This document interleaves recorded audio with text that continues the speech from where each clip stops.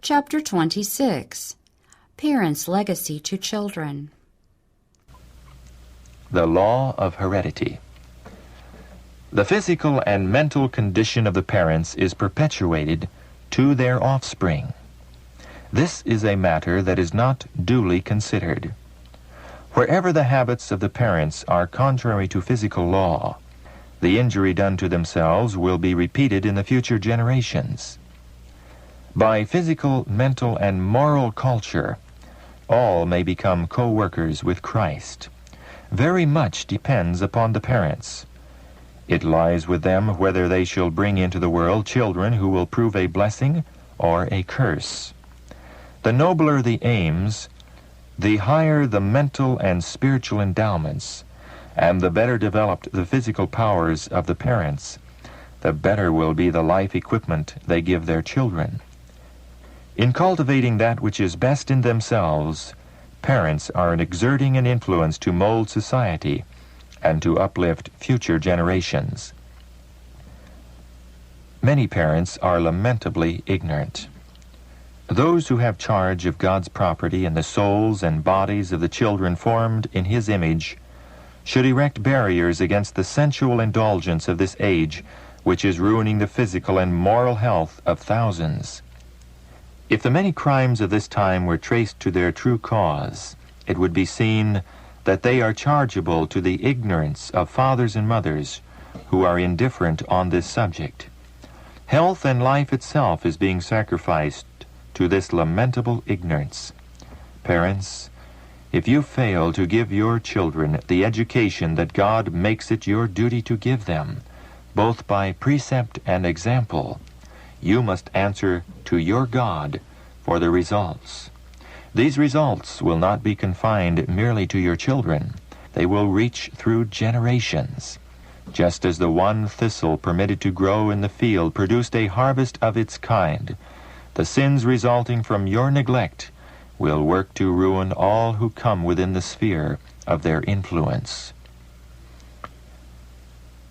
Luxurious living and the use of wine corrupt the blood, inflame the passions, and produce diseases of every kind.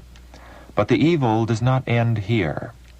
Parents leave maladies as a legacy to their children, as a rule.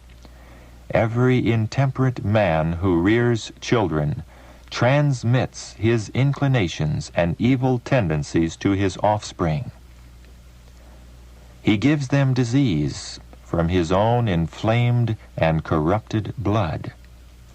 Licentiousness, disease, and imbecility are transmitted as an inheritance of woe from father to son and from generation to generation, and this brings anguish and suffering into the world and is no less than a repetition of the fall of man.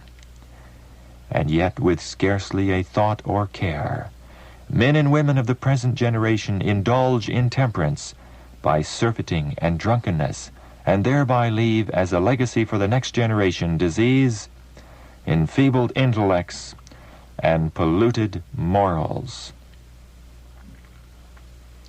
Fathers and mothers may study their own character in their children. They may often read humiliating lessons as they see their own imperfections reproduced in their sons and daughters.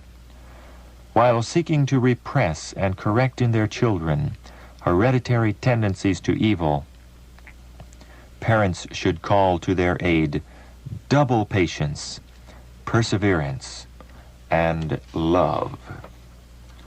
When a child reveals the wrong traits which it has inherited from its parents, shall they storm over this reproduction of their own defects?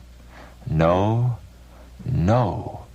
Let parents keep a careful watch over themselves, guarding against all coarseness and roughness, lest these defects be seen once more in their children. Manifest the meekness and gentleness of Christ in dealing with the wayward little ones. Always bear in mind that they have received their perversity as an inheritance from the father or mother. Then bear with the children who have inherited your own trait of character. Parents must trust implicitly in the power of Christ to transform the tendencies to wrong which have been transmitted to their children. Have patience, fathers and mothers. Often your past neglect will make your work hard, but God will give you strength if you will trust in Him. Deal wisely and tenderly with your children.